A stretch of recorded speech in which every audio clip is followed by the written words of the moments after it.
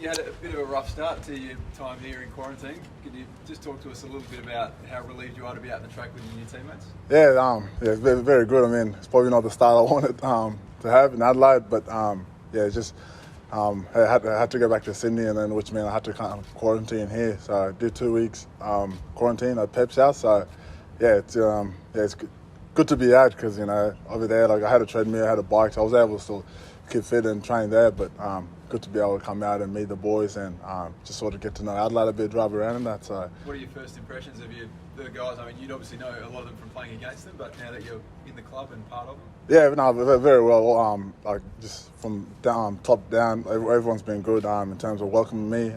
As you said, I already know some of the players, and I guess just to be able to go out and train with them, and get them to show around. Like last night, we had a dinner with a few of the boys, so it was pretty good. And they're showing me around and just welcoming with open arms. You had to get your jaw looked at, is that right? Yeah. That's why you went back. Yeah, that's why I had to go. So I was in Canberra did Christmas with my family there, and I had to go see the surgeon in Sydney, which meant that even though I drove there and then drove to the airport to come here, I still had to quarantine, which was, annoying, but it is what it is. You got to do what you got to do. So I'm glad I'm past that now. I'm not in my own head anymore. So it's good to be out here with the boys. Yeah. Does your have? Jaw all good? Yeah, the jaw's all good. Jaw's all good. Yeah.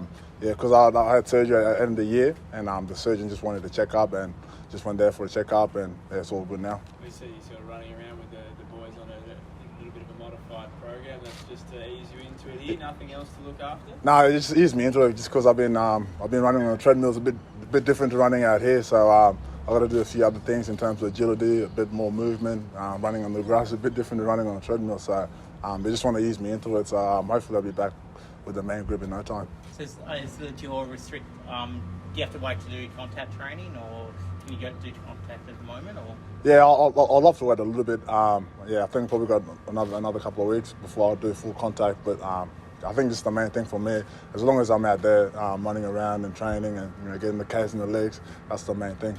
Hey, Aliir, can you just talk to us about the move over? Specifically, how did it all come about?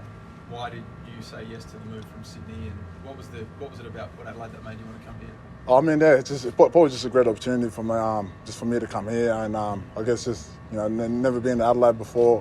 They showed their interest in me, and everything kind of worked pretty quick because I had the jaw surgery, so I couldn't really talk on the phone to anyone. My mouth was all closed up, so there was a few frustrating people, but it was a great way by manager just to be able to get it done. And I think just the club itself, it has a history of winning from SA NFL level, and then even to last year, the boys were able to do well. And me coming here, I want to be part of that, and hopefully I can add something to it.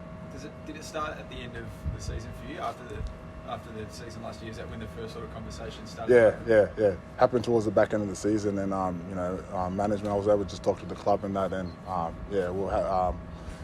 got done. I mean, the Swans are a great club, and they looked after me for 7 years. I've been there as a 19-year-old kid, and I have nothing but respect for them.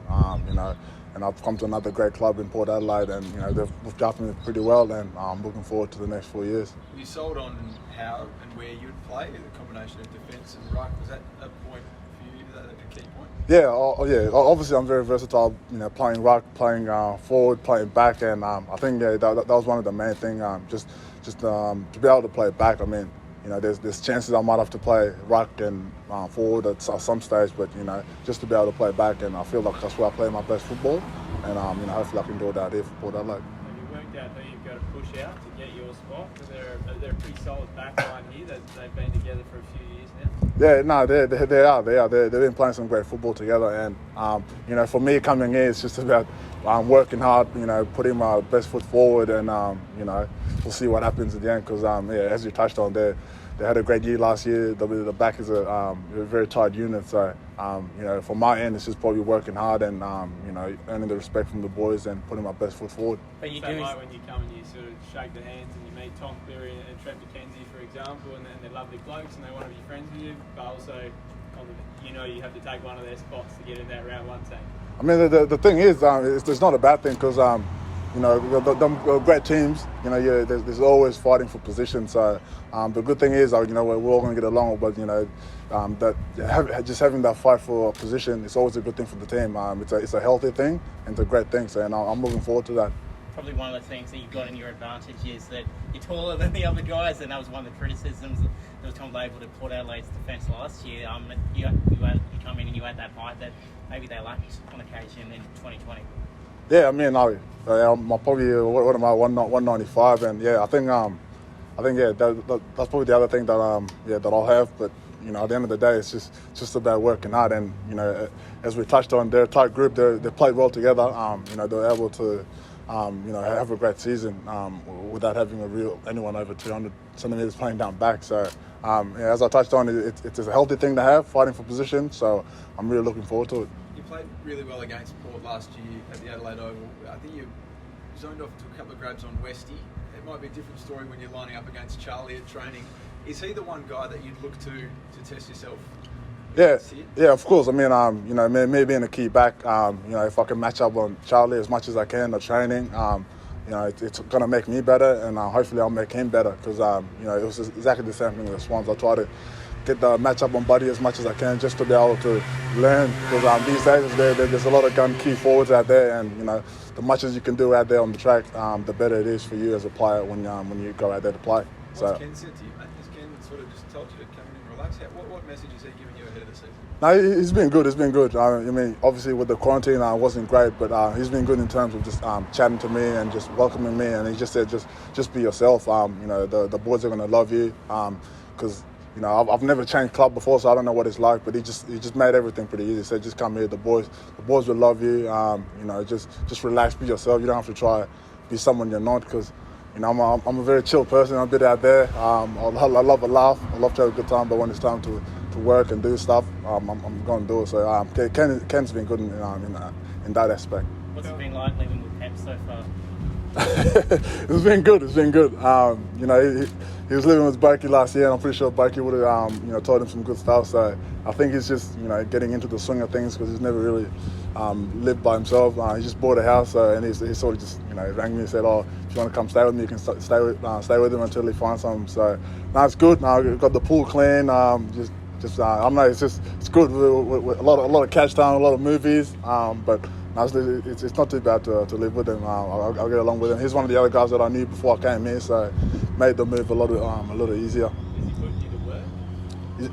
What do you mean? Like you to work around the house? Around the house? Planning and the cooking and. No, not yet. Because I wasn't really eating too much. I was still on the soft diet, so he was cooking his steaks and things like that, and I'll stick to sort of pasta or something just a bit sort of smaller. So yeah, I mean, I guess the longer we live together, probably the better it is. You know, we'll need to work out who's going to cook which night and who's going to do what. But I think the first step is probably get him to show me around Adelaide, and it's a pretty small town, different to Sydney. So I don't think it'll take too long for me to get to know Adelaide. What's your first impressions of, I suppose, Adelaide as city and Adelaide as a football place? Like, even now, I don't imagine in Sydney there were too many press conferences you were doing in January, where you had all the local media here looking on. It's quite a different place, isn't it? It is different. I'm very low key. Whenever the media want to chat and that, I'm usually the one around the back. And Sydney, AFL's not as big as over here, so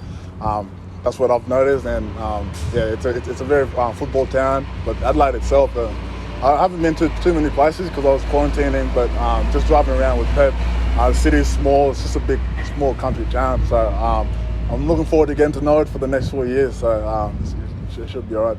Tell us a bit more about yourself away from footy.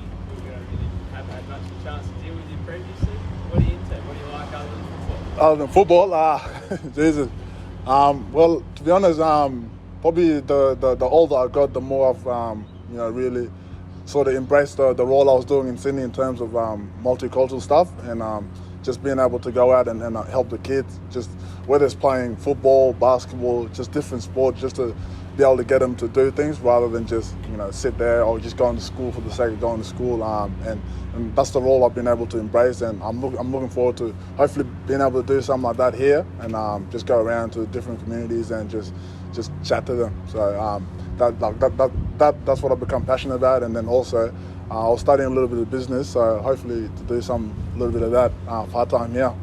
Gaming, the last golf, couple. beach, or any of those sorts of things? I'm more basketball. Like, usually my days off, I'll go to a basketball hoop, shoot some hoops. Golf, I try to get into it, but it's a frustrating game. You're either doing well or you're doing pretty bad. So, and I tend to be going this way. So, there's a couple of nice golf courses here. There's a few boys that are really into it. So, looking forward to going down. So what exactly happened with your jaw? Like, was it just something at the end of the season, like broken jaw or anything like that, or yeah? Yeah, no, so I had my wisdom tooth taken out and then sort of had like a little underbite. So I sort of had to get my jaw pushed back. So, and then the only time I could do it was straight after the season. So I was able to get that done now. So I'll get these braces out, I think, in 2 weeks, and then everything should be all sweet. It wasn't a collision injury? No, it wasn't there.